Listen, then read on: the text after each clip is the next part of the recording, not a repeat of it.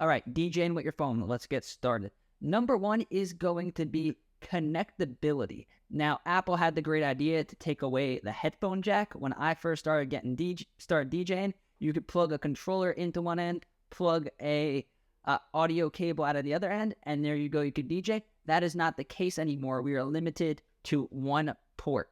So you're going to need an adapter. Unless you plan on just DJing with Bluetooth for a little bit, you're going to need one of these adapters. So there are so many different ones to choose from. There's this one, which allows you to plug in an audio cable. Now, this works to get the audio out, but then you have a problem. While you're using this, you can't charge the iPhone. So I don't know about you, but my iPhone's battery isn't the best. So you're going to need a way to charge your iPhone and need a way to plug it in to other devices, because it's kind of hard to DJ with just the phone because it doesn't have an audio cable. So if you want to use something like headphones, then you're pretty much out of luck. There are adapters, but then you'll need multiple adapters. So with this adapter, it's called the Apple camera adapter.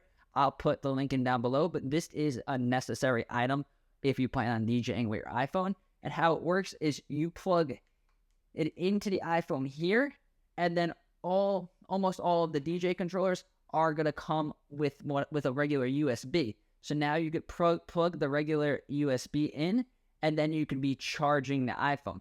Now, this controller is powered by your device. So if you plug it into your iPad, you can DJ right there without charging, without anything.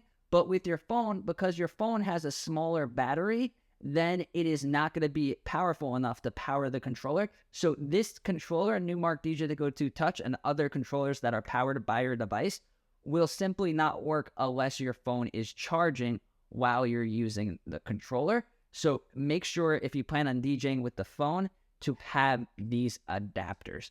Another thing to keep in mind is you're going to need it's your phone. So you're going to get calls, messages, emails, all this type of stuff on your phone, which will be really embarrassing when you're DJing. So in Djay Pro AI, if you switch your phone to silent, it will still play the music. It'll still play the stuff that you're DJing, but you will not get any notifications or interruptions while you're DJing. It won't play through the speakers. And trust me, I've done gigs with my phone, and I didn't have it on silence, and then the email or the text message chime blasted through big speakers, and it's really embarrassing. So just make sure that you're using your phone to have it set to silent, and you'll still be able to DJ, but you will not hear any of those other information.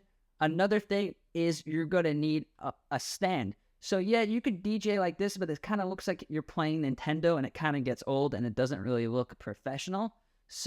But there are so many phone stands on the market. So find one that works with your phone that you could put down and that could take a little bit of abuse without falling over. This one really isn't the greatest, because if you go and you're really getting into your DJing and you go to press the buttons and your phone falls down, it can be really embarrassing. Another thing is that you're going to need service. So most phones don't have enough memory to support your whole music library when you're DJing. So nowadays in 2023, a lot of DJs are switching to streaming services, and I use the DJ app Djay Pro AI, and then this app has access to Tidal, BeatSource, Beatport, and you can be DJing with millions and millions of songs on your streaming service. So make sure that your phone has good Wi-Fi, has good service, or if you're doing a gig, find out if they have Wi-Fi, because I've done gigs that were kind of like in basements or in the lower level of venues, and then there's no service on your phone, and if they don't have Wi-Fi, then your whole music collection is gone, and then you're pretty much done with DJing. Another thing is which is tip number 5, is don't be afraid to start with what you have. A lot of people, when they try to do something, whether it's DJing or something else, they think they need all this equipment, all this expensive stuff. They make excuses and say, oh, I don't have money for all the equipment. Why bother DJing? But I got my start by just downloading Djay Pro AI and then DJing with it. And then I worked my way up to there. Eventually, I got my iPad. Eventually, I got controllers. So if you want to do something like DJing, just do it. You don't need to make excuses. Pretty much everyone has a smartphone, so there really is no excuse to not do something that you want to do, especially DJing. So grab your phone and get to mixing. Thanks for watching.